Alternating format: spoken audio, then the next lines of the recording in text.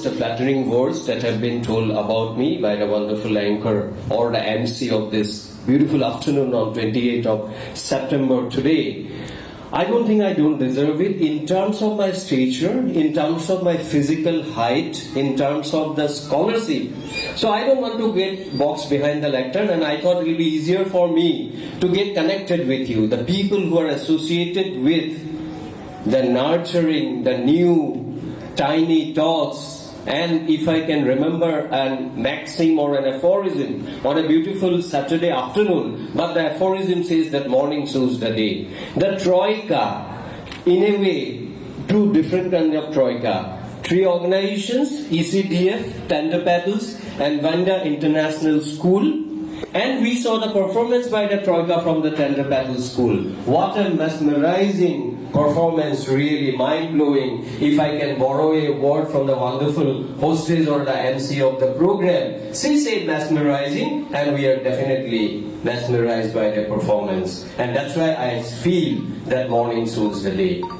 And I like to commend and congratulate especially Vasavi Acharya and her husband, turned out to be my school junior, Mayur Bora, Arinjita Hazarika, and all the teachers and the parents of the tiny tots. I think you are playing a very, very important role in bringing up not only your child, your kids, but I think you are nurturing an important slice of humanity that we call it new generation. And I think your role is critical, and I don't have to come here and preach and pontificate before you, because many of the things about parenting, how important it is and how challenging it has become with the advent of science and technology, and many of the gadgets that have come and probably overwhelmed some of a greater slice of humanity today, that has provided, that has proffered or offered a different kind of challenge to us.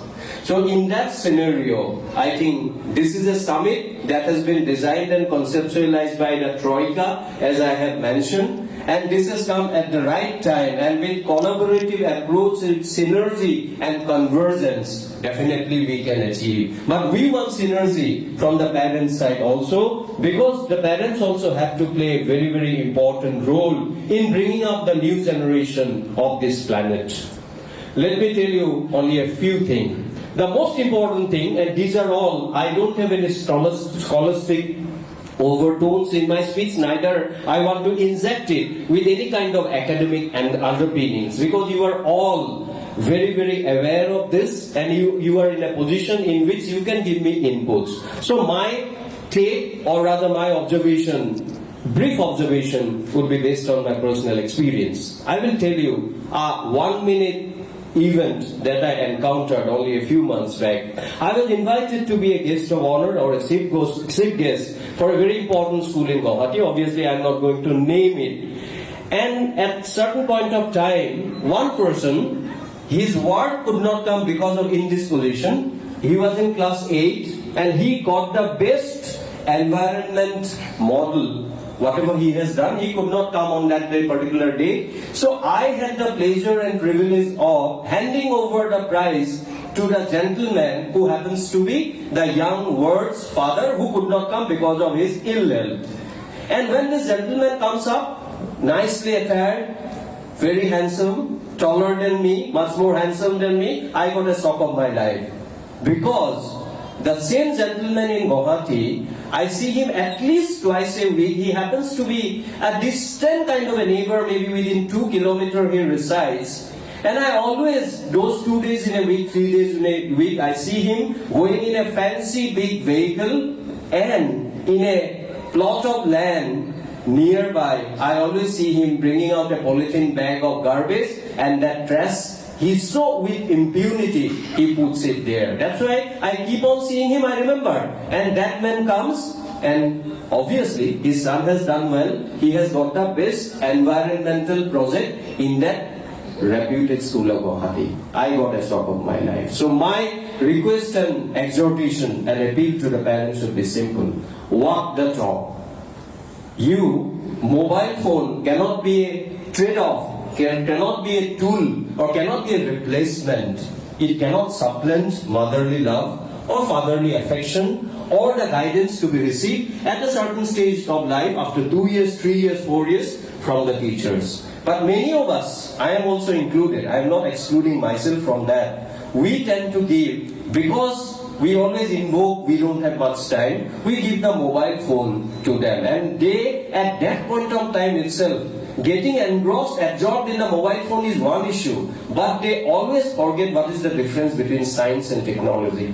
Science, if you really love science, get inspired by science, you will have scientific temper. Probably you will have less number of rings, although it's a thing in your personal domain, I feel, and it will definitely instill in you a sense of inquiry about what you see around the environment. But if you are only a consumer of technology, then you will keep on using the mobile phone, keep on using the other gadgets without thinking about how the scientists, how the software developers, how the hardware engineers have built this wonderful instrument based on which we can see the whole world from our palm, from our fingers, through our fingers. And this is the main problem difference between science and technology. Our children, the tiny tots, the troika we saw, and many will be coming later on, we don't want them to become a consumer of technology alone. Let them consume. I also consume, you also consume. Vasavi is recording, she is also consuming, utilizing it in a way. But at the same time, I think we must have got some sort of curiosity. And this is one stage of life you are dealing with, that stage of life, I think, which is very, very, for a kid's life, for a tiny tot, it is the most impressionable, it is the most instinctive, it is the most inquisitive. Don't kill. Let us not kill that inquisitiveness in our child by giving him a mobile phone or by giving him other gadgets. And I also feel little bit of scarcity.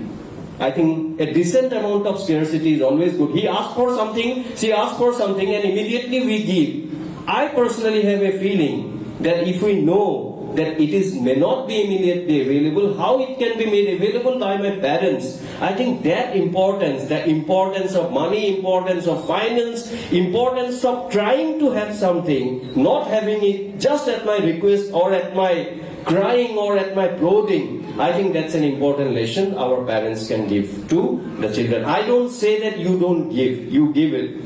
And the same thing, you ask me, my son is working, daughter is studying in Delhi University. But if I go and tell the same thing to my children, let me be very, very honest with you. They are the last person probably. They will say what father knows. What he may go to different meetings and give lectures, and that is the other thing. It is the most difficult job. What I am trying to say, for a parent, for a teacher it is easier. Sometimes you will find that the teacher, whatever he or she says in the classroom, the boy or the girl or the children or the child, they think that it is inviolable, it is sacrosanct. Whereas what the parents tell, they will take not only with a pinch of salt, but if possible with a handful of salt. So these are the challenges of parenting, the challenges of, there are many other things. I don't want to go into details. I think Vasavi, Arinjita, Hazarika and other people who have come, and they have enriched the academic bandwidth of this particular hall, not only for today, in the times that are going to follow, in which also their continued approach or collaboration will further intensify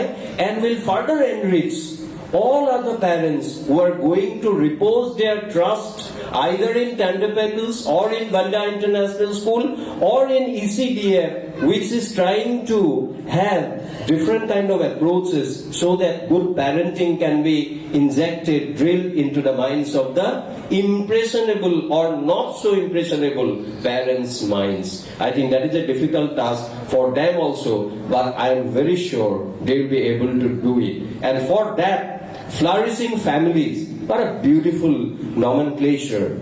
Shakespeare said, what's in a name? A rose by any other name would have smelt as sweeter. I'm just paraphrasing. I don't remember. I'm not that sort of a romantic to remember all the lines of Romeo Juliet, but I get the essence and you get the drift of what I am trying to say. So names are also important, although Shakespeare said to the contrary, on the contrary. And flourishing families, Petals, Vandya International School and ECDF.